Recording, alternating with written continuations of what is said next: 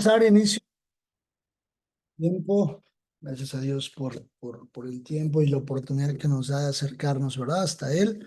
Por favor, acompáñenme en esta hora. Vamos a dar gracias a Dios y vamos a poner nuestra vida en sus manos. Señor, te damos gracias porque nos permites, Padre, acercarnos hasta ti. Gracias porque hay una oportunidad, Señor, el día de hoy de poder conocerte más.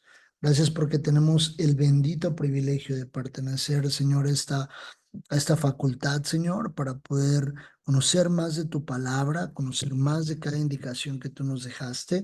Te pedimos, Dios, que sigas formando en nosotros hombres y mujeres de reino. Por favor, llévanos, Señor, al cumplimiento del propósito que tienes para nosotros. Que ninguno de mis hermanos, Señor, se quede atrás, Señor. Que ninguno le falte, Señor, nada para el cumplimiento de esa obra maravillosa que tú tienes, Señor, para cada uno de nosotros y que ya tienes en el corazón. Te pedimos que nos lleves de tu mano, Señor, y que nos dirijas en esta hora.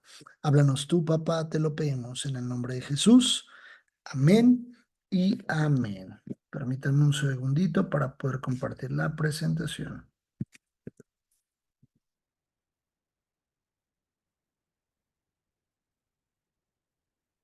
Mm, Listo.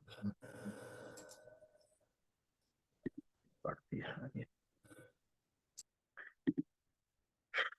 Venimos un poco hablando acerca de liderazgo. Voy a retomar algunos puntos para poder avanzar en lo que tenemos para hoy. Recuerden que algo que genera o que hablamos en otras clases es la parte de la influencia. El liderazgo genera influencia o el líder es influyente en las demás personas o en las personas que le siguen o las personas que vienen atrás del líder. ¿Por qué influye? Porque básicamente lo que hace el líder es generar hambre de lo que él hace y los demás empiezan a imitar. Empiezan a trabajar como similar, empiezan a ser personas con el mismo ímpetu. Es muy común que, por ejemplo, los hijos de repente se parezcan a los papás en ciertas manías, en ciertas costumbres, en ciertas prácticas, que los hijos vayan conforme van avanzando, si los papás tienen como ciertas gesticulaciones, incluso los hijos las empiezan a adoptar y de repente su personalidad se va a ir formando poco a poco. Así funciona en el Evangelio. En el Evangelio funciona la forma en la que nosotros vamos influyendo en las personas. Cuando las personas ven en nosotros la forma de comportarnos, la forma de hablar, la forma de responder, la forma de dirigirnos, la forma en la que atendemos, la forma en la que nosotros incluso hasta nos llegamos a frustrar, la forma, etc., etc., etc., todo lo que hacemos, la gente empieza a imitarlo o empieza a comportarse muy similar al líder. Cuando Pablo le dice a la iglesia, imítenme a mí porque yo soy imitador de Cristo, yo les decía que echa abajo toda frase cuando el hombre dice, ve a buscar a la iglesia o a la congregación, ve a buscar a Dios y no al hombre. Eso es real. Porque Dios es el centro, Jesús es el centro. Sin embargo, nosotros cuando decimos ese tipo de frases, quitamos toda responsabilidad al hombre. Y el hombre, por supuesto, tenemos una gran responsabilidad en las personas que vienen atrás de nosotros. Son influidas e impactadas por nuestra vida. Y por supuesto, nosotros tenemos que trabajar en función de eso. Leímos capítulo 17 de Samuel. No lo hemos leído, ¿verdad? No, ok. Quiero que vayamos, por favor, a Samuel, capítulo 17.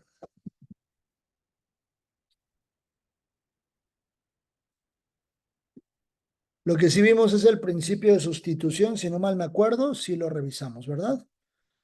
Principio de sustitución sí lo vimos, va.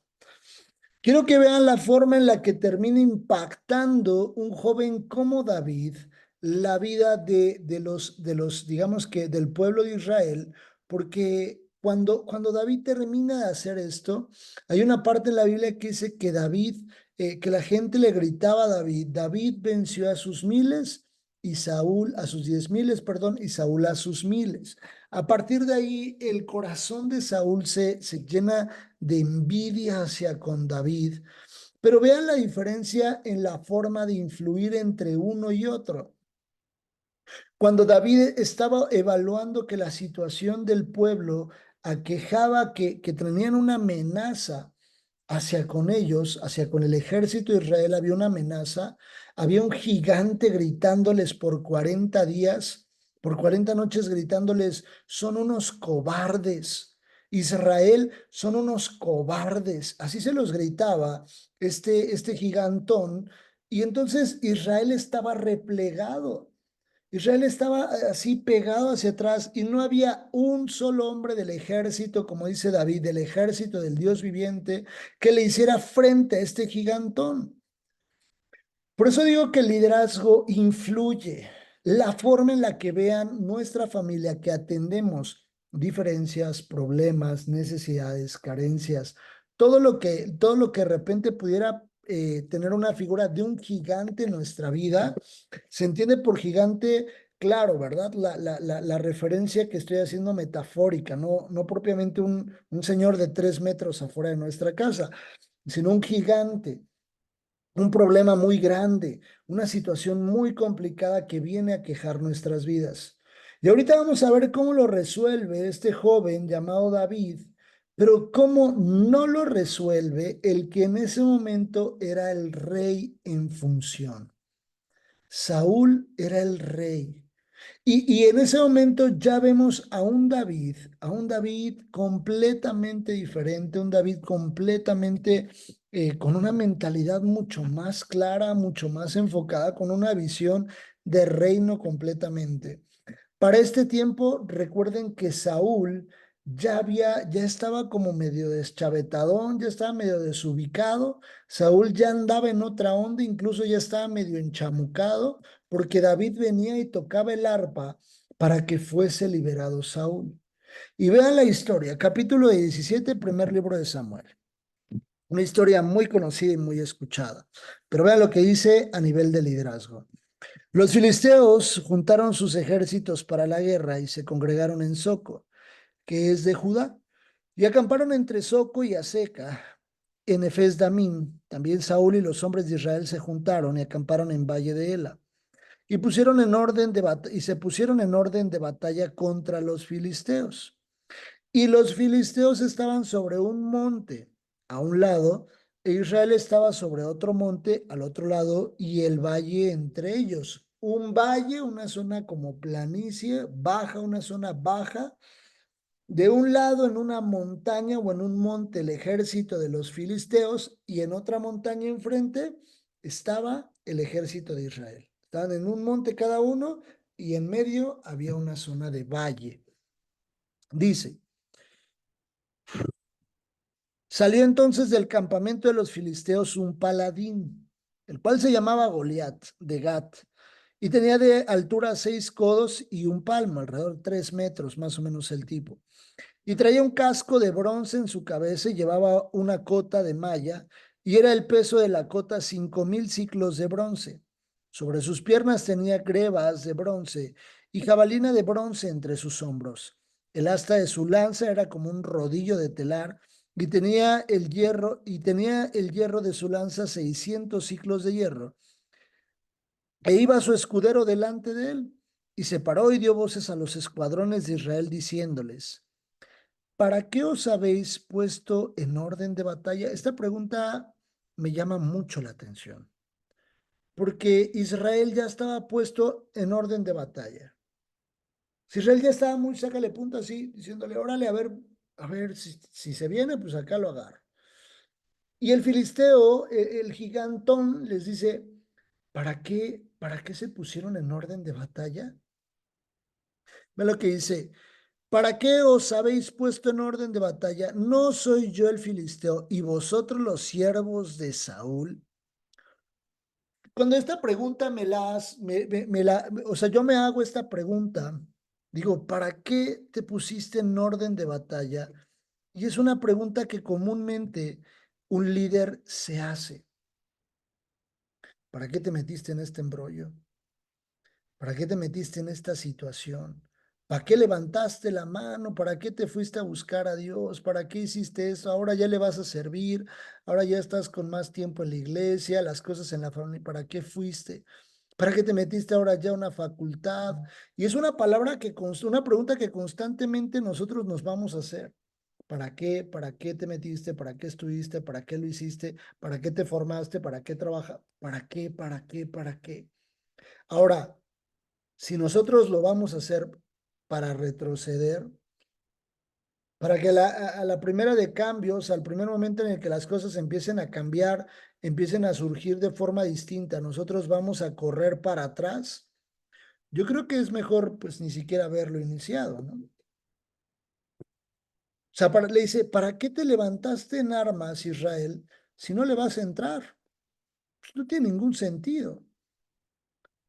Ya le entramos nosotros, ahora nos quedamos. Porque yo creo que de repente en nuestras vidas habrá cosas que se empiecen a burlar de nosotros. O sea, ¿para qué ahora te metiste a la facultad? ¿Para qué estás orando? ¿Para qué buscas a Dios? No, no nos vamos, ahora le entramos. Pero vean la reacción del rey de Israel. ¿Quién estaba del lado de Saúl? Dios. El mismo Dios que le dijo a Abraham, cuando le dijo que le iban a dar un hijo, le dijo, ¿acaso hay algo imposible para Dios? Eso le dice Dios a Abraham, te voy a dar un hijo. Y tu esposa Sara se burló. ¿Acaso hay algo imposible para Dios? Pero Saúl ya no lo tenía claro. Saúl ya estaba completamente perdido. Vean la evaluación entre un líder y el otro. Y dice, escoged entre vosotros un hombre que venga contra mí, y si él pudiera pelear conmigo y me venciere, nosotros seremos vuestros siervos. Y si yo pudiere más que él y lo venciere, vosotros seréis nuestros siervos y nos serviréis. Y añadió el filisteo, hoy yo he desafiado al campamento de Israel, dadme un hombre que pelee conmigo. Oyendo Saúl y todo Israel estas palabras del filisteo, se turbaron y tuvieron gran miedo. El ungido de Dios, el que Dios había elegido para liderar su pueblo, el hombre que tenía la capacidad de poder voltear al cielo, humillarse y decirle a Dios, líbranos de este gigantón. No lo hizo. ¿Saben cómo veo a Saúl? Saúl podría decirme mis cosas, ¿eh? Pero yo en esta circunstancia, ¿cómo veo a Saúl? Un rey con Dios de su lado, corriendo abajo de la cama, a esconderse abajo de la cama. Dice que se turbaron y tuvieron miedo. Así yo me imagino a Saúl corriendo abajo de la cama diciendo, ay, no, no, no, ¿qué vamos a hacer? ¿Qué vamos a hacer? No, no, no, no, no. No supieron qué hacer. El líder estaba perdido. Vean lo que puede pasar, vean lo que puede pasar con un líder cuando no está bien cimentado, cuando el líder anda completamente perdido, cuando el líder anda en órbitas diferentes a la que Dios estará señalando. Estaba, pero fuera de onda el buen Saúl. Y vean lo que dice, verso 12. Y David era hijo de aquel hombre efrateo de Belén de Judá, cuyo nombre era Isaí, el cual tenía 8 hijos, y en el tiempo de Saúl este hombre era viejo y de gran edad entre los hombres.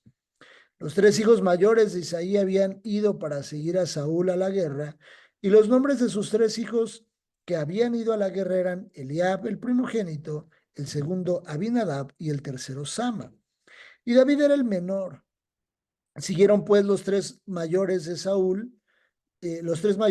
perdón, pero David se había ido y vuelto dejando a Saúl para apacentar las ovejas de su padre en Belén.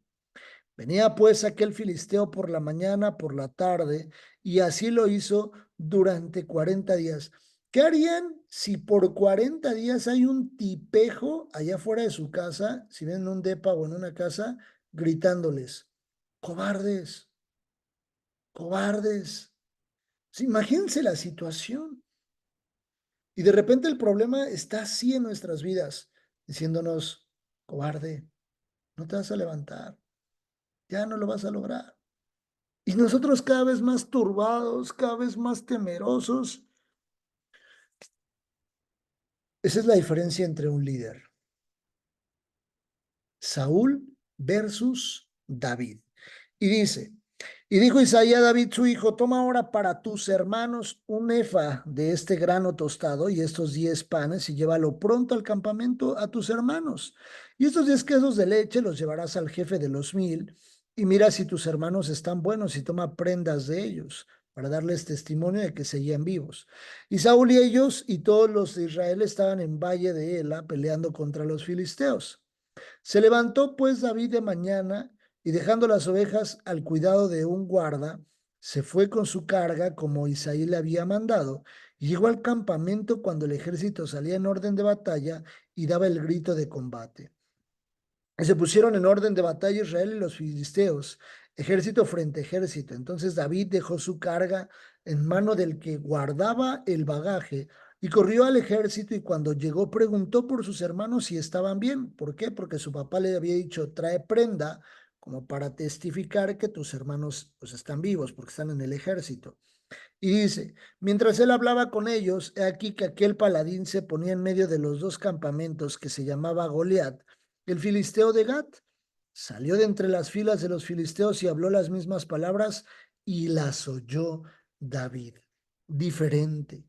Ahora ya había un chavo con cierta determinación. Y dice, y todos los varones de Israel que veían a aquel hombre, huían de su presencia y tenían gran temor de Goliat. Y cada uno de los de Israel decía, ¿no habéis visto aquel hombre que ha salido? Él se adelanta para provocar a Israel. Al que le venciere, el rey le enriquecerá con grandes riquezas, perdón, y le dará su hija y eximirá de tributos a la casa de su padre en Israel. Entonces habló David a los que estaban junto a él, diciendo, ¿qué harán al hombre que venciere a este filisteo y quitare el oprobio de Israel? Porque ¿quién es este filisteo incircunciso que provoque a los escuadrones del Dios viviente? ¿Quién es este tipo? ¿Quién es este tipo para venir a provocar al ejército del Dios viviente? David sabía quién estaba con ellos. Y dice, y el pueblo le respondió las mismas palabras, diciendo, así hará al hombre que le venciere.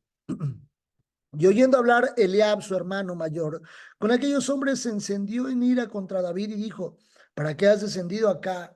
¿Y a quién has dejado aquellas pocas ovejas en el desierto? Yo conozco tu soberbia y la malicia de tu corazón, que para ver la batalla has venido. David respondió, ¿qué he hecho yo ahora? ¿No es esto mero hablar? Y apartándose de él hacia otros, preguntó de igual manera y le dio el pueblo la misma respuesta de antes. Fueron oídas las palabras que David había dicho y lo refirieron delante de Saúl y él lo hizo venir. Y dijo David a Saúl, no desmaye el corazón de ninguna causa de él. Tu siervo irá y peleará contra este filisteo. Dijo Saúl a David, no podrás tú ir contra aquel filisteo para pelear con él, porque tú eres muchacho y el hombre de guerra desde juventud. David respondió a Saúl, tu siervo era pastor de las ovejas de su padre, y cuando venía un león o un oso y tomaba algún cordero de la manada, salía yo tras él y lo hería y lo libraba de su boca, y si se levantaba contra mí, yo le echaba mano en la quijada y lo hería y lo mataba. Fuese león, fuese oso, tu siervo lo mataba. Y este filisteo incircunciso será como uno de ellos, porque ha provocado al ejército del Dios viviente. Añadió David, Jehová, que me ha librado de las garras del león y de las garras del oso, él también me librará de la mano de este filisteo. Y dijo Saúl a David, ve, Jehová esté contigo. Cuando le delega la acción a David, ¿por qué no dijo Saúl, voy yo? Pues Jehová va conmigo, ¿no? ¿Cuál era la diferencia? La determinación. David estaba determinado. David estaba encendido. Le pusieron un gigante enfrente. Hagan de cuenta que de repente nosotros empezamos a avanzar con Dios y de la nada nos corren del trabajo. Y nosotros, no, ya no juego. Ya, sí, ya no juego, ya. Ya no juego, ya, no, no, no, no, ya no juego. De la nada. En ese momento lo que Dios está esperando es ver un David determinado en nosotros. Nosotros diciendo, ahora va la mía, ahora va la mía. Y dice, y Saúl vistió a David con sus ropas y puso sobre su cabeza un casco de bronce y le armó de coraza. Y ciñó David su espada sobre sus vestidos y probó a andar porque nunca había hecho la prueba. Y dijo David a Saúl, yo no puedo andar con esto porque nunca lo practiqué. Y David echó de sí aquellas cosas, se quitó la armadura y tomó su callado en su mano y escogió 5 piedras lisas del arroyo. Recuerden muy bien para un siguiente tema que vamos a ver este versículo. Dice, y ella escogió 5 piedras lisas del arroyo y las puso sobre en el saco pastoril, en el zurrón que traía, y tomó su honda en su mano y se fue hacia el filisteo. Y ahí va David. Y el filisteo venía andando y acercándose a David y su escudero delante de él, y cuando el filisteo miró y vio a David, le tuvo en poco, despreciado por sus hermanos, despreciado por Saúl y despreciado por el buen filisteo. Todos dijeron, no vas a poder. Sus hermanos, no vas a poder. Saúl, no vas a poder. Y luego se enfrenta contra Goliat y el Goliat le dice, ¿quién es este? Vean lo que dice. Y cuando el filisteo miró y vio a David, le tuvo en poco porque era muchacho y rubio y de hermoso parecer, o sea, era como un Backstreet Boys. Y dijo el filisteo a David, ¿soy yo perro para que vengas a mí con palos? Y maldijo a David por sus dioses. Dijo luego el filisteo a David, ven a mí y daré tu carne a las aves del cielo y a las bestias del campo. Entonces dijo David al filisteo, tú vienes a mí con espada y lanza y jabalina, mas yo vengo a ti en el nombre de Jehová de los ejércitos. Esa es la frase, esa es justo la palabra. Tú vienes a mí con todo lo que tienes. ¿Sabes qué, gigante? ¿Sabes qué? Yo vengo a ti en el nombre de Jehová de los ejércitos. Y dice, el Dios de los escuadrones de Israel a quien tú has provocado. Jehová te entregará hoy en mi mano y yo te venceré y te cortaré la cabeza y daré hoy los cuerpos de los filisteos a las aves del cielo y a las bestias de la tierra y a toda la tierra sabrá que hay Dios en Israel. Y sabrá toda esta congregación que Jehová no salva con espada y con lanza, porque de Jehová es la batalla y él os entregará en nuestras manos. Y aconteció que cuando el filisteo se levantó y echó a andar para ir al encuentro de David, David se dio prisa y corrió a la línea de batalla contra el filisteo. Y metiendo David su mano en la bolsa, tomó de allí una piedra y la tiró con la honda e hirió al filisteo en la frente y la piedra quedó clavada en la frente y cayó sobre su rostro en tierra. Así venció David al filisteo con honda y piedra e hirió al filisteo y lo mató sin tener David espada en su mano. Entonces corrió David y se puso sobre el filisteo y tomando la espada de él y sacándole de su vaina, lo acabó de matar y le cortó con ella la cabeza. Y cuando los filisteos vieron a su paladín muerto, huyeron. Esa es una historia maravillosa de liderazgo. Un liderazgo espectacular. David termina por influir en sus siguientes generaciones. David termina por influir en la gente y en las personas y la gente dice, David mató a sus 10,000 y Saúl a sus miles por haber tenido la determinación específica. Nosotros tenemos la asignación de influir en las nuevas generaciones. ¿De qué manera influyó tan fuerte, tan fuerte, tan fuerte David que algunos teólogos dicen que de las 5 piedras que él tomó, él solamente ocupó una, que fue la que leímos ahorita, pero que de manera profética él estaba tomando cuatro más, es decir, 5 piedras. No es que David dijo, me llevo 5 piedras por si a la primera no le doy, sino David estaba haciendo algo profético diciendo o dejándonos como una ilustración. Las otras 4 piedras serán para mis generaciones, porque los gigantes no van a cesar de venir. Porque no van a cesar de venir los gigantes contra nuestra familia. Porque los problemas no van a cesar contra nuestros hijos. Pero en nosotros, en el líder, está enseñarle a las nuevas generaciones cómo se derriba un gigante. No cómo se va y toma la mano un hombre de una mujer y le dice, sin casarnos, vamos a vivir juntos. No, un hombre y una mujer, o un hombre y una mujer determinados, se levantan en Dios y les enseñan a sus nuevas generaciones cómo se hace. Le dicen a sus generaciones, traigo 4 piedras. ¿Recuerdas la piedra uno? Esa yo ya maté a los gigantes que se me atravesaron. Vean lo que dice en segundo libro de Samuel, capítulo 21, por favor. Segundo libro de Samuel, capítulo 21, a partir del verso 15. Quiero que vayamos viendo. Volvieron los filisteos. Cuando dice volvieron los filisteos, ¿qué quiere decir? Que otra vez venían a dar problemas. Dice, volvieron los filisteos a hacer la guerra a Israel. Y descendió David y sus siervos. Para este tiempo David ya estaba al mando. David ya era el rey de Israel. Dice, y descendió David y sus siervos con él y pelearon con los filisteos y David se cansó, ya estaba grande. E Isbibenob, uno de los descendientes de los gigantes, cuya lanza pesaba 300 siclos de bronce, y quien estaba ceñido con una espada nueva, trató de matar a David. Mas Abisai, hijo de Sarbia, llegó en su ayuda e hirió al filisteo y lo mató. Entonces los hombres de David le juraron diciendo, nunca más de aquí en adelante saldrás con nosotros a la guerra, a la batalla, no sea que apagues la lámpara de Israel. Verso 18. Otra segunda guerra hubo después en Gob contra los filisteos. Entonces Sibecai Usatita mató a Saf, quien era uno de los descendientes de los gigantes. Segundo, hubo otra vez guerra en Gob contra los filisteos, en la cual el Anán, hijo de Jared Oregim, de Belén, mató a Goliat Geteo, el asta de cuya lanza era como el rodillo de un telar.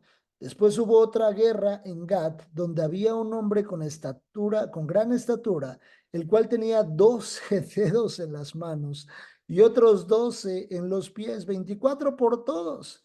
Y también era descendiente de los gigantes. Ese desafió a Israel y lo mató Jonatán, hijo de Simea, hermano de David. 4 gigantes más. 4 piedras que le habían quedado en el bolsillo al buen David. ¿Qué enseñanza podemos tomar? Que el líder influye. El líder sí o sí va a influir. Si nosotros enviamos a nuestros hijos a orar o enviamos a la gente que trabaja cerca de nosotros a orar y nosotros no lo hacemos, créanme que no va a funcionar. No, de repente en los trabajos, de repente en los ministerios, los líderes de repente nos convertimos en el supervisor y nomás estamos mandando y supervisando. ¿Ya lo hizo? No ya lo hizo, no lo hizo. Oye, ¿y tú cuándo lo haces? Oye, ¿tú cuándo lo haces?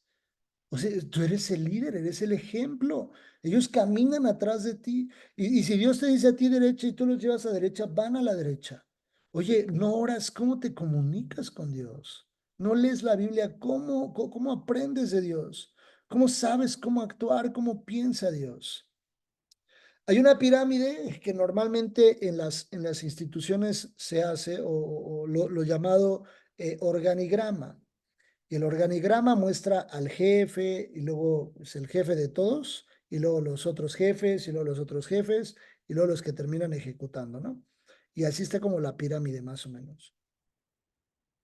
Algo que nos enseña Jesús es que el que está hasta la punta no tiene que ser el que solo manda, el que solo le dice qué tienes que hacer. Por supuesto, hay una dirección a través de esa persona. Pero el que está hasta arriba, de acuerdo al tipo de liderazgo que Jesús nos enseña, la pirámide se invierte. ¿Cómo se invierte? Lo que dice Jesús, claro, el que quiera ser el primero va a ser el último y el servidor de todos. Un líder está para servir a los demás. Un líder está para tomarlos de la mano, guiarlos. Un líder está para formar discípulos. Jesús, sabiendo que Judas lo iba a entregar, Jesús no se reservó. Hoy escuchaba algo que me impactó mucho y que yo decía, wow, en el proceso, de nosotros enseñar a otros, de repente vamos a tener que confrontar a la gente. ¿Por qué digo eso? ¿Quién fue el asignado para llevar la tesorería, es decir, para llevar la administración del money o del dinero en los 12? ¿Quién era? Judas. Qué casualidad que el más, que el que termina vendiendo por unas monedas a Jesús, es decir, el más ambicioso, Jesús le pone el dinero en las manos. Era confrontativo. O sea, Jesús cuando caminó con sus discípulos les enseñó, pero muy bien, pero los confrontaba y les asignaba de acuerdo a tal vez cosas en las que ellos estaban luchando. Y para que nosotros ubiquemos muy bien las necesidades de la gente, nosotros tenemos que ser un líder, pero en todo su esplendor. Pero el líder, por supuesto, es el que sirve a los demás. Este es el resumen. ¿Por qué es importante tener buenos líderes en el reino? Porque hay que entender que el liderazgo no es el que se pone solo a dar dirección, no es que es el que se pone a mandar, es el que sirve a todos, el que está al servicio de todos, el que trabaja con todos, el que no solamente se sienta en una silla y manda con el dedo y señala qué se tiene, qué no se tiene que hacer. Al momento de nosotros querer tomar el liderazgo, una de las primeras cosas que tenemos que evaluar es que tenemos que ser el servidor de todos. Si estamos dispuestos a ser el servidor de todos, oye, pero pues hay personas feitas que de repente pues van a hablar mal de mí, el servidor de todos. Oye, hay personas que van a ser como groseritas, así, el servidor de todos. Y cuando Dios dice todos, entran todos. Habrá algunos que sean groseros con nosotros. Habrá algunos que mientras sirvan la mesa, le sirvan primero a otros y a nosotros y a nuestra familia no nos sirvan y hasta nos dejen sin comer. Habrá de todo, pero nosotros tenemos que tener muy claro cuál es el liderazgo, ¿vale? Hasta aquí ya esta primera unidad. Vamos a pasar a una siguiente unidad acerca de características que debe tener, algunas características que la Biblia describe acerca de aquellas que debe tener un muy buen líder, ¿vale? ¿Algún comentario, alguna duda de la clase? Tenemos 2 minutitos nada más. Sí, mi hermano. Bien, buenas noches, hermano. Sí, hay en la parte de Judas cuando le da el Señor y confronta también a Judas en darle esto aquí, yo siento que el Señor Jesucristo o su mansedumbre, ¿no? La mansedumbre que él pudo tener con cada uno y esa parte es tan interesante en cómo sin insultar, sin agredir, tener una templanza que el Señor tiene siempre, esa templanza que dice, caray, estás viendo que los fariseos lo están insultando y él firmes. Eso es lo que a mí me gusta de él, está firme. Y esa mansedumbre de poderles detener a cada uno esas palabras tan agresivas que él recibía y decir, ponerles una parábola, ponerles una proclamación, una declaración, y esas partes son las más interesantes que a mí me gustan de parte del Señor Jesucristo, ¿no? Amén. Hermana Silvia, excelente aportación. Muchas gracias. Mi hermano José Luis, por favor. Sí, hermano, es muy interesante. Llama mucho la atención cómo se puede crear un liderazgo. En el caso, por ejemplo, de Saúl, que Dios lo escogió para ser rey de Israel, abordó el liderazgo, trabajó en él y de primero pues fue muy obediente, pero después se desvió y se cayó su liderazgo. Y luego lo interesante de todo esto también es cómo se levanta o cómo levantó a David para que ejerciera ese mismo liderazgo y se mantuviera. En el caso de David pues se mantuvo. Y pero llama mucho la atención el hecho de que pues nos puede pasar a cualquiera que el Señor nos levante y si no estamos atentos, o somos desobedientes o dejamos que nos desviemos, nuestro liderazgo se cae. Así es. Muchas gracias, mi hermano José Luis. Excelente, excelente reflexión, pues así se resume mucho esta unidad, ¿no? El cuidar la posición que Dios nos ha entregado. Y no es a lo mejor que de repente nuestro liderazgo como padres, lo voy a decir muy fuerte, ¿no? Nuestro liderazgo como padres no es como que Dios va a poner a otro papá o otra mamá, ¿no? O sea, no, de repente no va a pasar eso. Pero nuestros propios hijos van a buscar a alguien más y ya no van a buscar consejo en nosotros. Es así como de, no sé, qué dolor, yo anhelo nunca pasar eso, pero que mi hija diga, pedí consejo con alguien de la escuela, papá, le dije a mi maestra si me podía dar un consejo, y yo, o sea, ¿no viniste conmigo? Por qué no viniste conmigo? Y tal vez mi hija, solo entre líneas, diciéndome, porque no eres un buen ejemplo para mí. Y yo creo que eso es fuerte. Casos los he escuchado. Casos he escuchado. He tenido enfrente a jóvenes diciendo, y por supuesto estamos para servir y siempre va a ser parte de nuestro trabajo. Pero yo creo que un joven siempre tiene que ir primero con sus padres para recibir un consejo. Vendrá con un sacerdote, con un ministro, a pedir un buen consejo de parte de Dios, pero también creo que es importante que los padres lleven la dirección de los jóvenes, de los hijos. Entonces, cuidemos mucho el liderazgo que Dios nos ha entregado. Por favor, acompáñenme a orar y a darle gracias a Dios por este tiempo. Señor, te damos gracias por tu palabra. Gracias por ceñirnos, Señor. Gracias por instruirnos. Gracias, Dios, porque como decían mis hermanos, tenemos que cuidar con temor y con temblor lo que tú nos has entregado. No permitas, Dios, que nosotros desmeritemos ni despreciemos lo que nos entregaste con tus manos. Ponemos en tus vidas, Señor, nuestra convicción que eres tú y es tu reino. Permítenos ser tu instrumento para seguir extendiendo el reino aquí en la tierra. Te lo pedimos en el nombre de Jesús. Amén y amén. Que Dios les guarde, Dios les bendiga. Bonita semana a todos. Un fuerte abrazo. Cuídense mucho, por favor. Dios les bendiga, hermanos. Bendiciones, Buenas hermano. noches. Buenas noches, hermano. Buenas noches.